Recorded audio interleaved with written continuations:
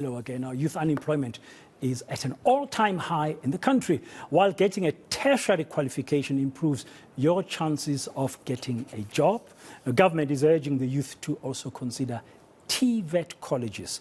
But with the shambles at NSFAS, that's the Students' Funding Scheme, and changes to the models of funding, what does this mean, in fact, on the ground for students? Our reporter Hloni Mtimikulu has been out and about finding out exactly what this means. Good afternoon, Hloni. Welcome to today. Thank you very much for your time. Yeah, I guess when each time we talk about the new academic year, the stories about NSFAS, not enough funding, but government saying we need more skills that we're going to be absorbed, labor-intense skills, like those kind of skills, rather than theory and all those big degrees. We need these ones. And TVET colleges are the best route to go. But it's not as easy as that. No, it's not, but then, and it seems like there's a bit of a contradiction in terms of you telling people, okay, this is an option that's available for you, but at the same time, is there going to be funding available for you? And even beyond the funding, when you graduate, are you going to be employable? Because there have been questions raised and concerns raised about the quality of graduates that come through from TVET colleges especially. So,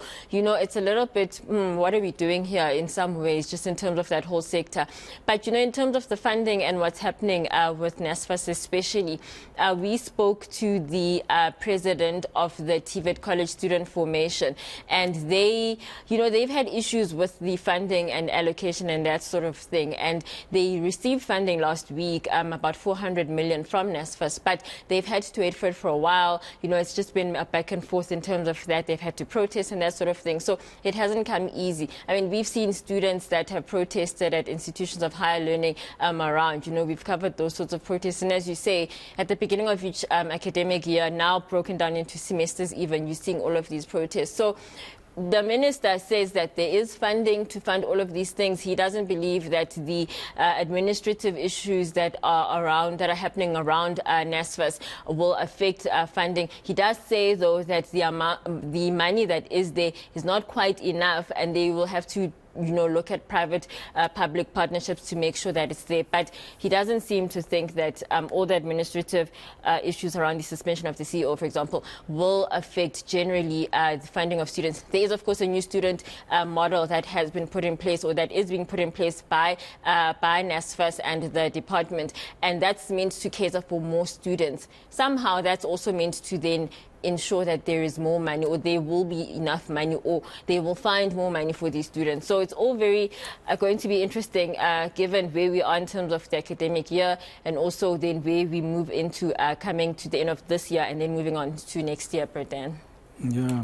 So the challenge then would be, how do you make sure, because some of the protest students recently were saying that there's a new funding model, and they don't really agree with it. They don't understand it, or it's going to disadvantage them. We are talking with you now in August, and you've used one example where they've just received some of the money. It's almost the end of this year, and they have to start preparing for next year. Yeah, so that's, you know, and I mean, it's something that has been going on for such a long time, where at the beginning of each year or each semester now, these protests happen, money is released, and then things just kind of happen. So, you know, you have to wonder what is actually going to happen, and how are they actually going to themselves continue with the rest of the year? Are they going to get their allowances in terms of the accommodation caps that have been put in place, that sort of thing? Will they, you know, will all of that will they be able to get all of that in time for their exams? So it's a tough situation. It's just. But you mentioned accommodation, and that makes me think about security, because that's been another big issue. Yeah. It is, Braden, and we've seen how vice-chancellors at institutions, well, in the Eastern Cape, certainly have been at risk, you know, and with the Fort University. Exactly, you know, and so we did ask the minister about this, about what's happening with security at institutions.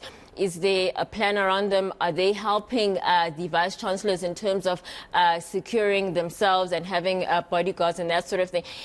And I mean, it was a very roundabout sort of answer, but it just, the focus for the minister at least is to not only focus on the VCs, but to focus on the student body as a whole. And just a little bit more from the minister. Let's hear from him just in terms of that, Pradan.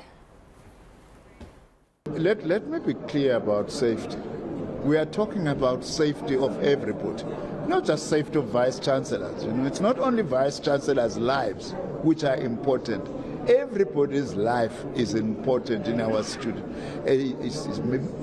Could be a student, or a lecturer, or a worker, a sweeper, a senior lecturer.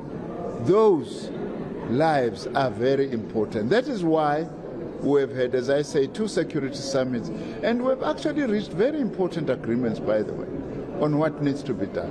1, we need properly trained security that is able to save and protect rather than provoke. We are also wanting closer cooperation between the private security companies employed by universities and colleges with the police service.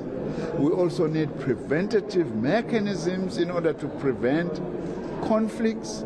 We also are going to be developing mediation capacity to be able to mediate conflicts so that we actually minimize confrontation.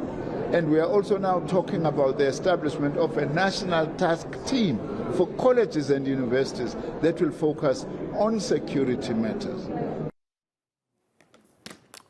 Thank you very much. That's Hloni Mtimikulu, and that update there was being ended by Blade Nzimande, the Minister of Higher Education. Now,